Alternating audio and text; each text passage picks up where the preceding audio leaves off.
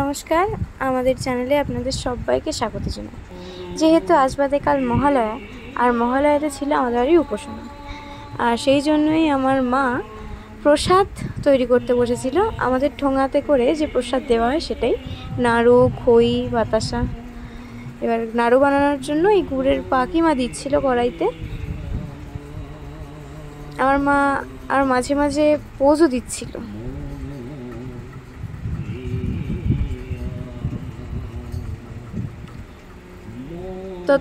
তখন বাপি আসেনি, বাপি এসেছিল আরও পরে, ওই রাত্রে হয়ে গিয়েছিল তখন বাপির আসতে আসতে। তাই মা ততক্ষণে এইসব কাজ করে রাখছিল, মানে মা নাড়ু টাড়ু করছিল, আর বাপি আসবে, বাপি এসে ঠোঙাতে করে আবার খই, নাড়ু, বাতাসা সব সাজিয়ে দেবে।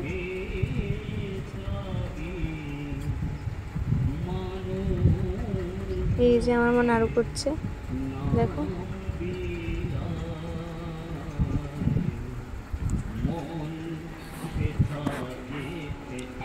এই যে সব নাড়ুগুলো আমার মা নিজেই করেছে, আমরা কোনো হেল্প করিনি আমার মাকে।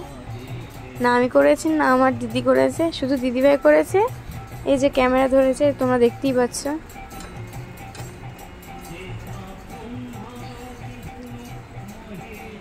এইটা করছে খইটার মধ্যে একটু গুড় দিলে মিষ্টি মিষ্টি লাগে না, ওই সেই কারণে এই গুড়টাকে পাতলা করেছে। আর এই যে খই,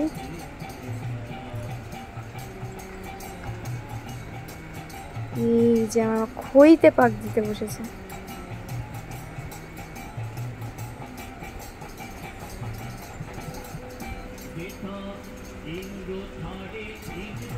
আমি এবার পাশ থেকে বলছিলাম ছুরিটা মনে খুব ছোট হয়ে গেছে, সেই জন্য আমার দিতে পারছে না।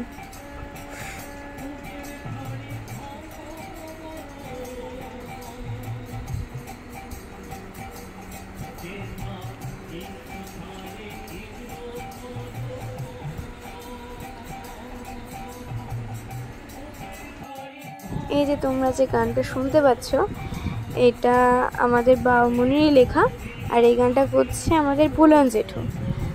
এবার বুলন জেঠু বলে তো কোনো জায়গায় সার্চ করলে তোমরা পাবে না, আসলে ওনার নাম সুবোধ দাস। তো তারই গাওয়া এই গানটা আমার দিদি রেজিস্ট্রির সময় গিয়েছিল, আর রেজিস্ট্রির ভিডিও তোমরা পেয়ে যাবে মিস্টার অ্যান্ড মিসেস অ্যাডভোকেট চ্যানেলটাতে। আর এই যে এবার আমার মা পায়েস করতে বসে গেছে। আমার মা আবার সব কিছু ড্রেস চেঞ্জ করে, যেমন গুড়ের যে দেখতে পারলে তোমার ব্যাপারটা, ওটা পুরো আলাদা ড্রেস করে করলো। যেই আবার পায়েস করছে তখন আবার আলাদা ড্রেস পরে নিল। আমিও বুঝতে পারছিলাম না যে আমার মা কি করছিল। আর এই যেটা আমার হাত, আমি ঠোঙাগুলোকে কি বলবো, এটাকে বাপিকে হেল্প করছিলাম। এই যে আমার মা পায়েস করছে, তোমাদেরকে আগেই বলেছি সেটা, আবার দেখিয়েও দিচ্ছে। আর এইখানে আমার বাপি আমাদের বিগ্রহ আর বাউমনির ছবিকে বসাবে, সেই জন্য সব নিজের হাতে করছে। এখানে আমরা কোনো কিছুই করিনি, না আমি করেছি, না মা করেছে, না দিদি করেছে।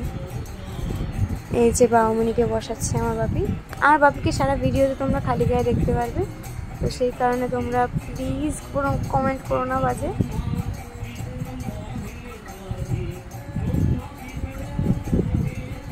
বাপির আসতে অনেকটাই লেট হয়েছিল কালকে মিন্স মহালয়ার আগের দিন।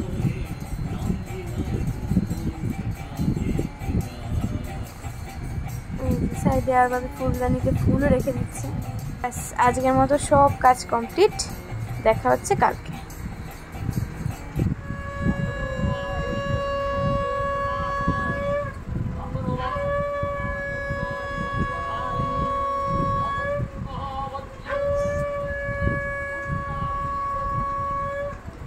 শাকটা শুনে আর আওয়াজটা শুনে বুঝেই গেছো যেটা পরের দিন, মানে মহালয়ার দিন।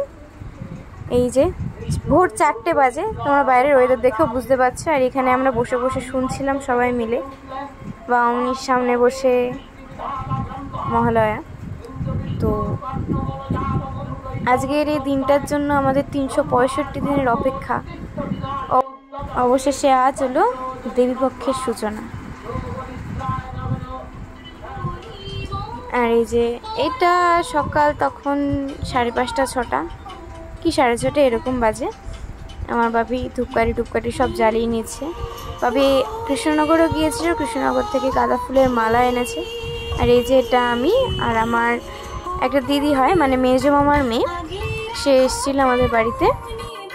এই যে আমার বাপি দেখতেই পাচ্ছ সাজাচ্ছে। আর এই যে আমার মা সব ফল কাটার পর আমার মা রেডি হয়ে এবার দুব্বো বাঁচতে বসে গেছে। আর এই যে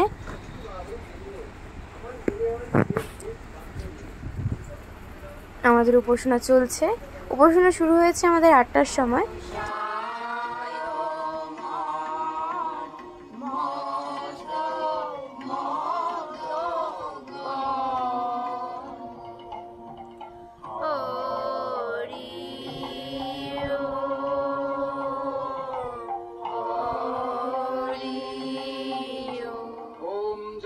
মঙ্গলোহাং ভবামি, আমি জগতের মঙ্গলকারী হচ্ছি।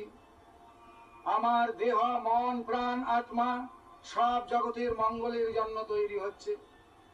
তারপরে মনে মনে যার যার ইষ্ট নাম জপ শুরু করি।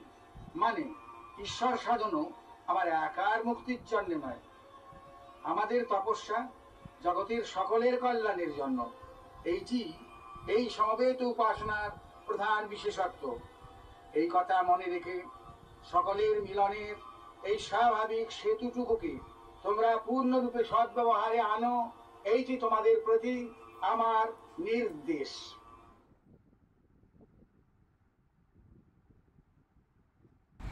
উপাসনার অঞ্জলির শেষে আমার বাপি ফুল প্রদান করছে।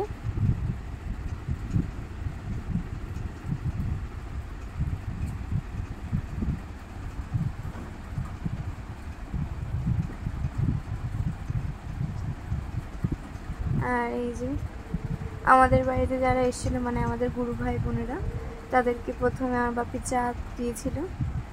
আর ওই যে তোমরা দেখতেই পেলে তাদেরকে টিফিন দেওয়া হয়েছিল আমাদের বাড়িতে।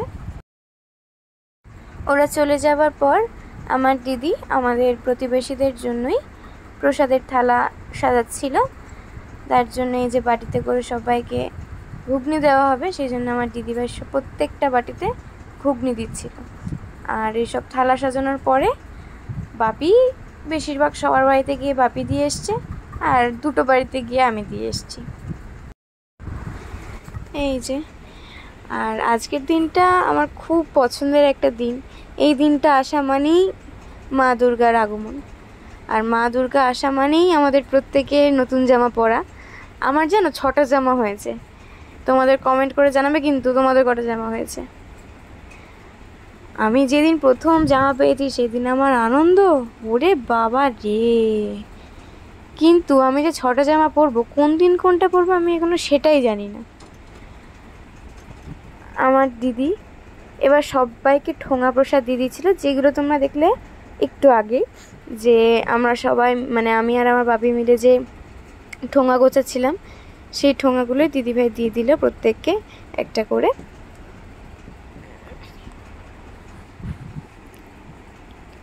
আমাদের এখানে প্যান্ডেলও হয়ে গেছে জানো, এত আগে আগে প্যান্ডেল হচ্ছে আমি বুঝতেই পারছি না।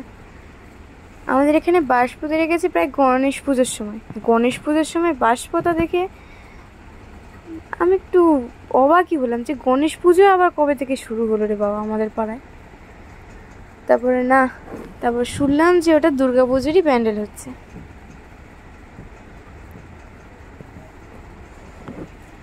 এই যে আমার বাপি দেখো কি করছিল। আমাদের রাস্তাটা এত সুন্দর পিছল যে একবার বাপি প্রসাদ মানে দিয়ে আসার সময় একটু হলে পড়ে যেত। আমার বাপি সারা পাড়ায় খাবার বিলোনোর পর, বাড়িতে অনুষ্ঠান হওয়ার পর, তারপরে আমার বাবা পাঞ্জাবি পড়েছে, মানে যখন দরকারই নেই তখন পরে বসে আছে। আর এই যে প্রসাদ খাচ্ছি আমরা, প্রসাদটা সত্যি খুব ভালো হয়েছিল। আজ তবে এইটুকুই, আবার পরে চলে আসবো খুব তাড়াতাড়ি অন্য একটা ভিডিও নিয়ে। Bye bye.